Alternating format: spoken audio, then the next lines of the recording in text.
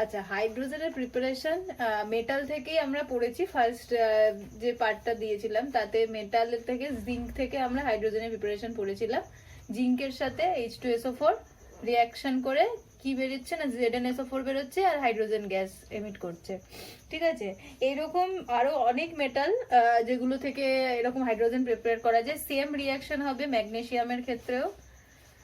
আর Fe আয়রনের সাথেও একই রিয়াকশন হবে। আর অ্যালুমিনিয়াম, আচ্ছা জিঙ্কের মতো সেম রিয়াকশন হবে আয়রনের সাথে।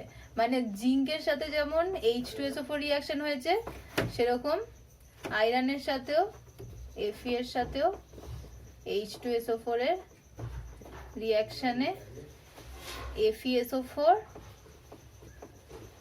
প্লাস H2 বেরোবে। আর ম্যাগনেসিয়াম অ্যালুমিনিয়ামের সাথে রিয়াকশনটা কিরকম হবে? ম্যাগনেসিয়ামের সাথে H2SO4 হবে না, HCl হবে। আর যেহেতু HCl এ H আর Cl দুজনেরই ভ্যালেন্সি 1, কিন্তু ম্যাগনেসিয়ামের ভ্যালেন্সি 2, তাই এখানে HCl এর সাথে একটা 2 আসবে, এখান থেকে বেরোবে MgCl2 প্লাস H2। আর অ্যালুমিনিয়ামের সাথে যখন হবে সেম HCl এরই রিয়াকশন হবে, কিন্তু অ্যালুমিনিয়ামের ভ্যালেন্সি হলো 3, তাই এখানে HCl লাগবে হলো 6 আর অ্যালুমিনিয়াম 2। এটা 1 আর 3 করেও করা যায়, কিন্তু প্রবলেমটা হবে এখানে যে AlCl3 বেরোবে আর 3H2O। AlCl3টা হবে 2 AlCl3 প্লাস 3H2O।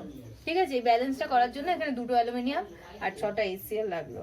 তো এইরকম ভাবে দেখতে পাচ্ছি যে মেটাল থেকে কিভাবে হাইড্রোজেন রিলিজ হচ্ছে, হাইড্রোজেন প্রিপেয়ার করা যাচ্ছে। এরকম ভাবে আরো কিছু মেটাল আছে যেগুলোর কিনা একটু নিচ প্রথম দিকে, পিরিয়ডিক টেবিলের প্রথম দিকে, যেমন সোডিয়াম, পটাশিয়াম, ক্যালসিয়াম। এদের ক্ষেত্রে কি হয়, এরা অ্যাসিডের সাথে রিয়াকশন করে না, এরা জলের সাথে রিয়াকশন করে। কিরকম না, cold water is rapidly decomposed by metals such as lithium, sodium, potassium etcetera and hydrogen is produced. মানে সোডিয়ামের সাথে আর অ্যাসিড লাগবে না এই মেটালগুলোর সাথে রিয়াকশন করতে গেলে, কি লাগবে না, জল লাগবে। জলকেই ওরা ডিকম্পোজ করে হাইড্রোজেন বার করতে পারে।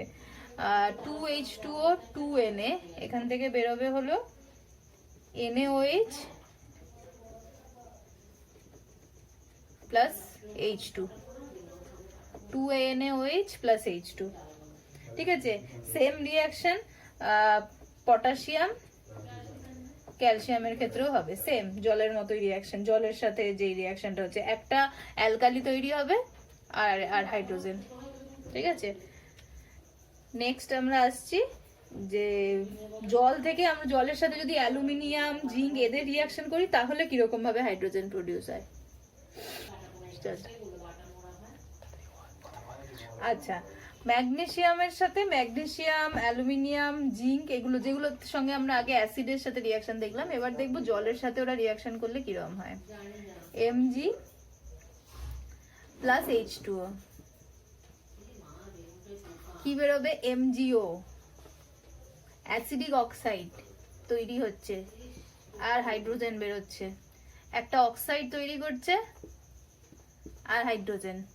সেম ভাবে আমি যদি অ্যালুমিনিয়ামের সাথে দেখি,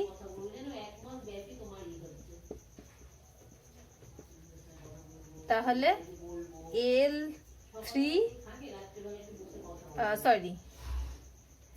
অ্যালুমিনিয়ামের সাথে হলে কিন্তু অক্সাইড হবে না, তখন হাইড্রোক্সাইডই হবে। LOH হোল থ্রাইস 3, কেন না অ্যালুমিনিয়ামের ভ্যালেন্সি 3 প্লাস 3H2।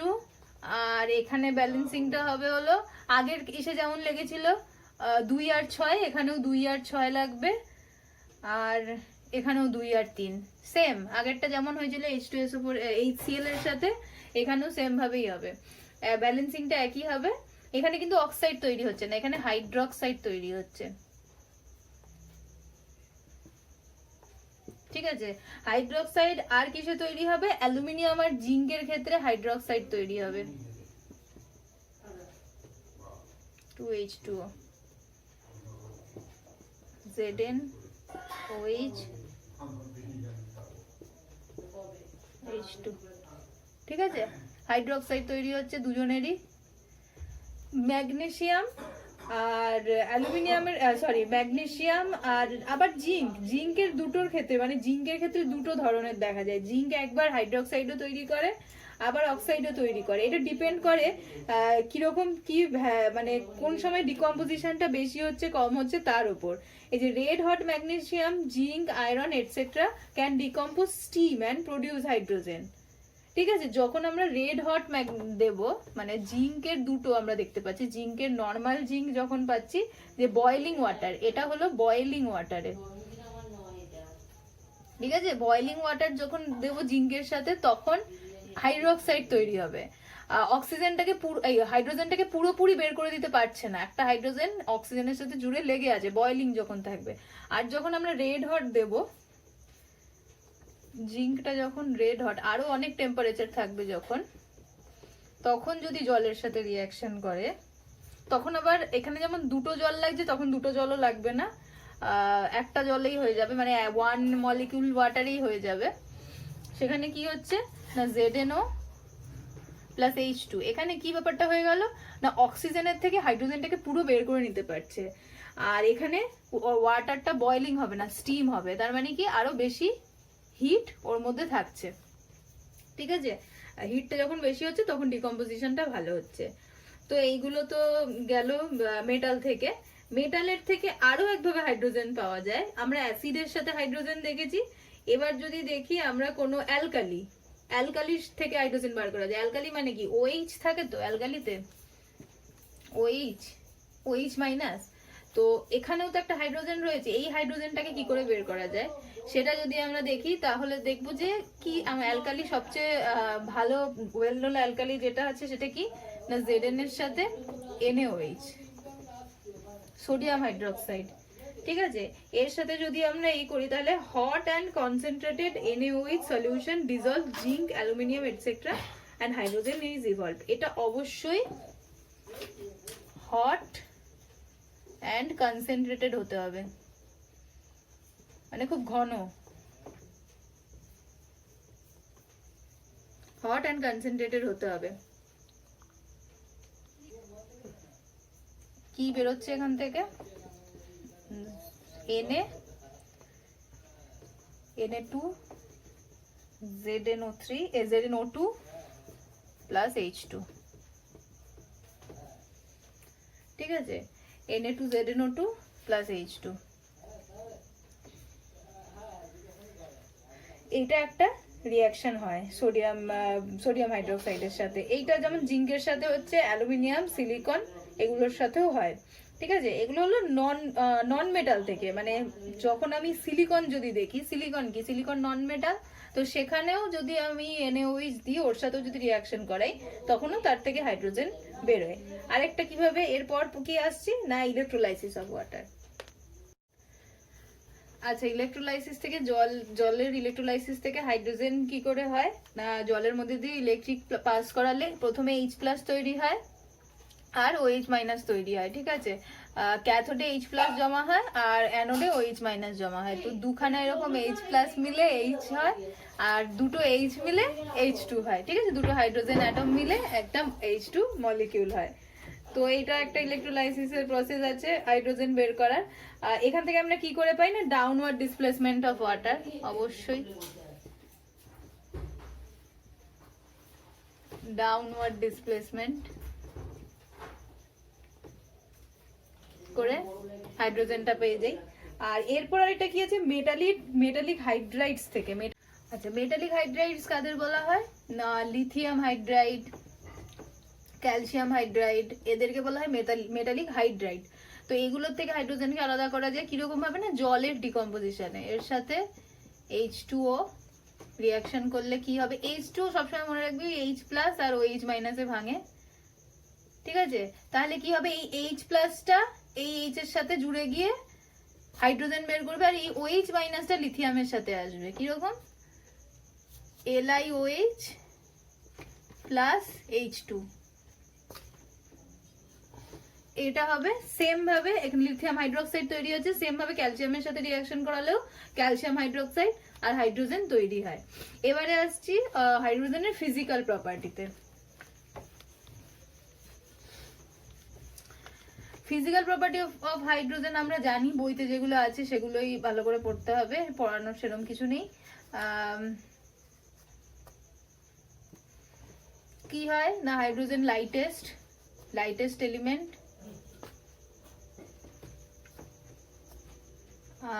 আর হাইড্রোজেন নিজে কি বলবো ফ্লেমেবল,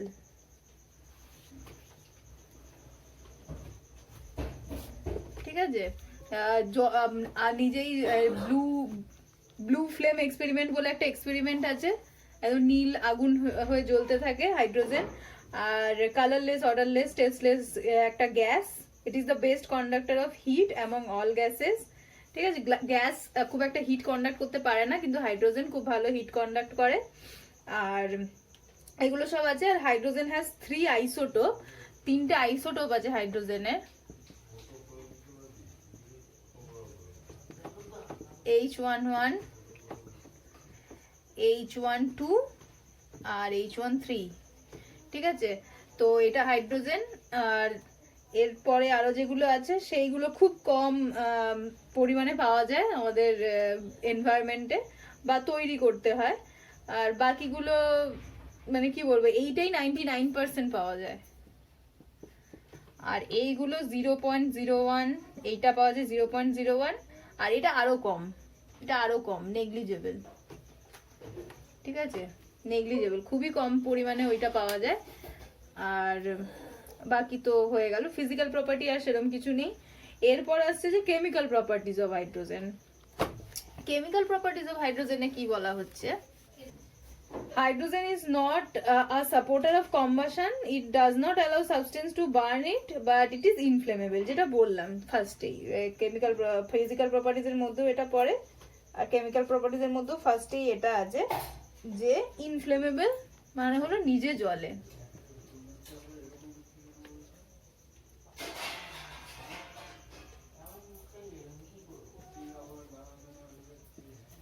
ইনফ্লেমেবল কত ডিগ্রি ই করে, কিভাবে এরকম জ্বলবে না, হাইড্রোজেনের সাথে অক্সিজেন, মানে যদি জ্বালাই হাইড্রোজেনকে অক্সিজেনের প্রেজেন্সে তবেই জল তৈরি হয়, H2O, 2H2O, ঠিক আছে। আর কি হচ্ছে, hydrogen is diatomic gas, H2 diatomic. এটাকে কি বলা হচ্ছে, রিডিউসিং এজেন্ট, ঠিক আছে, রিডিউসিং এজেন্ট।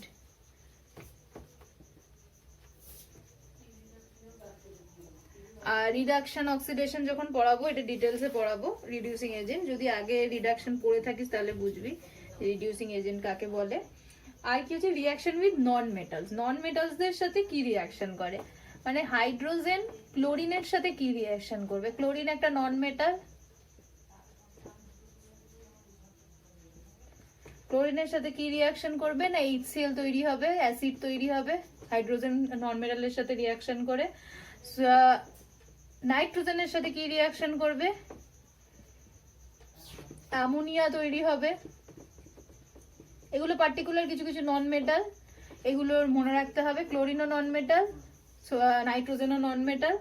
সালফারের সাথে তৈরি কি রিয়াকশন করবে, প্রত্যেকটার কন্ডিশন আছে, কিন্তু যে কোনো কন্ডিশনে রিয়াকশন করবে না।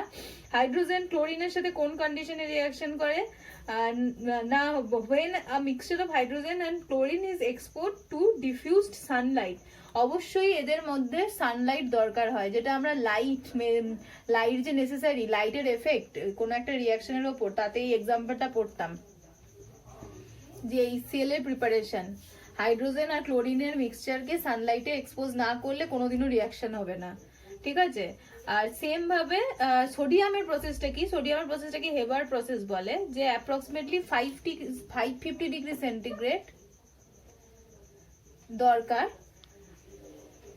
আর কি দরকার না, 200 অ্যাটমসফিয়ার প্রেসার, 200 অ্যাটমসফিয়ারিক প্রেসার, তারপর কিন্তু এই অ্যামোনিয়া তৈরি হবে। এই যে পার্টিকুলারলি এই এক্সপেরিমেন্টটাকে বলা হয় হেবার্স প্রসেস, বইতে লেখা আছে। এরপর আসছে আরেকটা নন মেটাল, যেটা কিনা এগুলো আমরা খুব বেশি ইউজ করি, কি না সালফার। সালফারের সাথে হাইড্রোজেনের রিয়াকশন কি তৈরি হয়, H2S, হাইড্রোজেন সালফাইড, যার গন্ধ পচা ডিমের মতো। হাইড্রোজেন সালফাইড গ্যাস খুব ইম্পর্টেন্ট গ্যাস, ভীষণ ইম্পর্টেন্ট এই রিয়াকশনটা। আর এইটা ঠিক আছে, এরও পার্টিকুলার কন্ডিশন আছে, 600 ডিগ্রি টেম্পারেচার লাগে, ঠিক আছে, হাই টেম্পারেচার লাগে। তো এগুলো আমরা হাইড্রোজেনের প্রিপারেশনের ক্ষেত্রে, হাইড্রোজেনের কেমিক্যাল রিয়াকশন, কেমিক্যাল প্রপার্টি বোঝার জন্য আমরা করি। মানে ল্যাবে যখন এক্সপেরিমেন্ট করতে দেবো, আমাদের একটা যখন গ্যাস প্রডিউস হবে বা গ্যাস দিয়ে দেবে গ্যাস জারে, কি করে বুঝবো সেটা হাইড্রোজেন, সেইটা করার সময় কিন্তু আমরা এই এক্সপেরিমেন্টটা করি, কারণ এটা একটা গন্ধ আছে আলাদা পার্টিকুলারলি। সেই গন্ধটা আমরা চিনে বুঝতে পারি যে হ্যাঁ H2S তৈরি হয়েছে। আর হাইড্রোজেন, তার মানে যেই গ্যাসটার সাথে সালফাইড রিয়াকশন হলো সে হাইড্রোজেন অ্যাকচুয়ালি। এরকম ভাবে লিথিয়াম, সোডিয়াম, তারপর পটাশিয়াম, সবার সাথে এরকম রিয়াকশন আছে। রিয়াকশন উইথ মেটাল যদি আমরা দেখি, এটা তো নন মেটাল গেল। এবারে যদি কিছু মেটালের সাথে রিয়াকশন দেখি, কি দেখলাম আমরা নন মেটালের সাথে, না সবাই একটা করে আলাদা আলাদা কম্পাউন্ড তৈরি হয়েছে, প্রত্যেকে খুব ইম্পর্টেন্ট কম্পাউন্ড। এবার যদি মেটাল মানে sodium, lithium, calcium, potassium, calcium, এদের সাথে রিয়াকশন যদি করে হাইড্রোজেন কি তৈরি করবে না হাইড্রাইড। সবাই কিন্তু হাইড্রাইড তৈরি করবে যে কোনো মেটালের সাথে। শুধুমাত্র সোডিয়ামের সাথে কি করে, হাইড্রক্সাইড তৈরি করে। সোডিয়ামের সাথে যদি আমি রিয়াকশন করি হাইড্রক্সাইড তৈরি হবে। বাকি সবার সাথেই, লিথিয়ামের সাথেও হাইড্রক্সাইড দুটোই তৈরি হয়।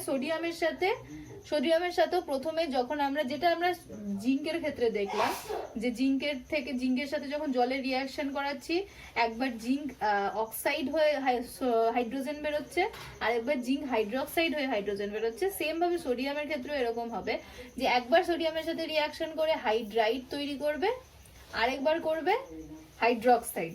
দুটো ভালো করে দুবার, মানে সব কিছুর ক্ষেত্রে ডিকম্পোজিশনটা ভালোভাবে হয় না, ঠিক আছে। তো তারপর আমরা দেখবো যে রিডাকশন কিভাবে করে হাইড্রোজেন।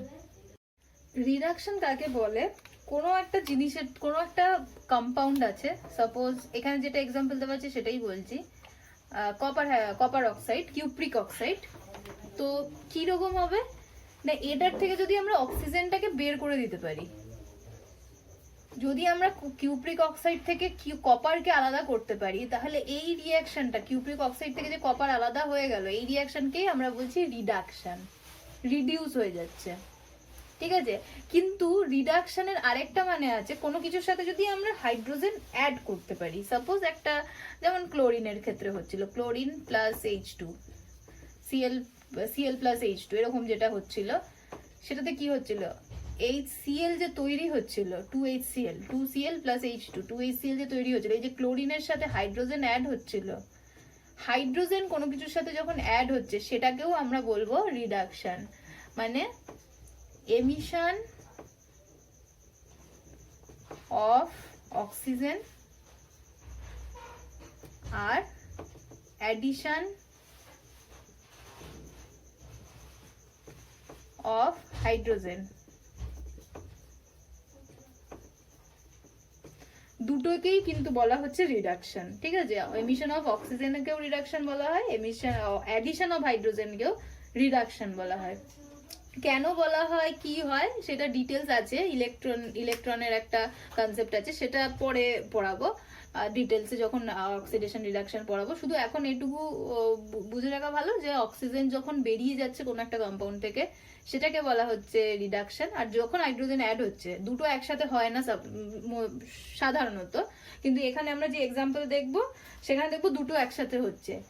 মানে দুটো একসাথে হয় না, মানে অক্সিডেশন আর রিডাকশন সব সময় একসাথে হয়। একটা রিয়াকশনে অক্সিডেশন হচ্ছে মানে সেখানে রিডাকশনও হচ্ছে, ঠিক আছে। কিন্তু এমনটা সবসময় হয় না যে অক্সিজেন বেরিয়েই হাইড্রোজেন ঢুকছে, সবসময় সেটা হয় না। কিন্তু এক্ষেত্রে আমরা যেটা দেখবো, সেখানে অক্সিজেন বেরিয়েই হাইড্রোজেন ঢুকবে, সেই রিয়াকশনগুলোই দেখবো। তো নেক্সট যে রিয়াকশনটা দেখবো সেটা লিখি।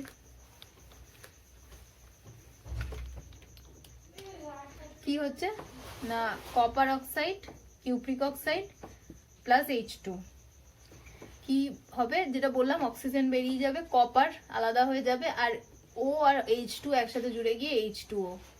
বোঝা গেল? এখানে কি হলো না, কপারের যেটা হলো, কপারের রিডাকশন হলো, কিন্তু অক্সিজেন হাইড্রোজেন মিলে এই যে একটা রিয়াকশন হলো, এটা কিন্তু অক্সিডেশন হলো। তাহলে অক্সিডেশন আর রিডাকশন অলওয়েজ একসাথে হচ্ছে, ঠিক আছে। আর আরেকটা যেটা এখানে রিয়াকশন দেওয়া আছে, যে লেডের সাথে PbO plus H2, same, PB আলাদা হয়ে যাবে, রিডাকশন হবে, আর H2O। মানে কি, হাইড্রোজেন অ্যাকচুয়ালি এখানে কি কাজ করছে, কিভাবে রিডিউসিং এজেন্ট ওকে কেন বলা হচ্ছে না, হাইড্রোজেন অক্সিজেনটাকে টেনে নিয়ে বেরিয়ে আসছে, তাই জন্য হাইড্রোজেনকে রিডিউসিং এজেন্ট বলা হচ্ছে। আর একটা হাইড্রোজেন কি কাজ কি করতে পারে, হাইড্রোজেনকে আরেকটা কিভাবে আইডেন্টিফাই করতে পারবে, এগুলো সব আইডেন্টিফিকেশনের জন্যই আমরা কেমিক্যাল প্রপার্টি, ফিজিক্যাল প্রপার্টি জানি, পড়তে হয় সেই জন্যই। আরেকটা হচ্ছে অ্যাবজর্পশন।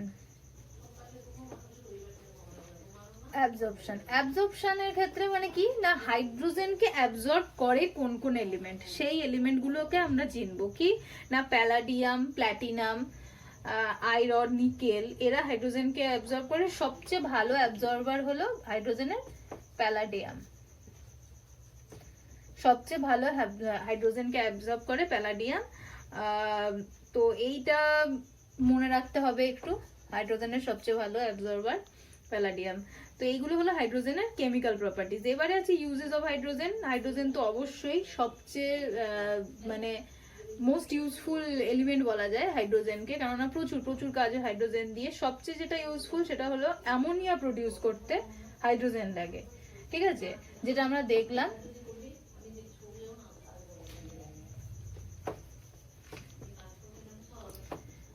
N প্লাস H2, যেটা দেখলাম আগের রিয়াকশনটা,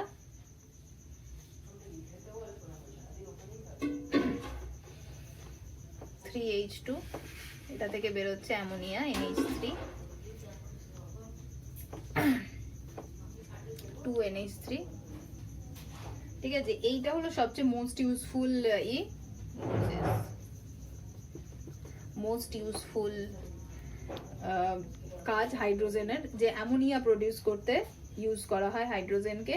এছাড়া আরো অনেক কাজে হাইড্রোজেন ইউজ হয়, ছোট্ট করে ইউজেসটা দেওয়া আছে বইতে, ওখান থেকে পড়ে নিলেই হয়ে যাবে। তো হাইড্রোজেন খুব ছোট্ট চ্যাপ্টার, বেশি কিছু নেই, আর আমাদের মোটামুটি জানা হাইড্রোজেনের সব রিয়াকশনগুলোই, তো এটা পড়তে হবে ব্যাস।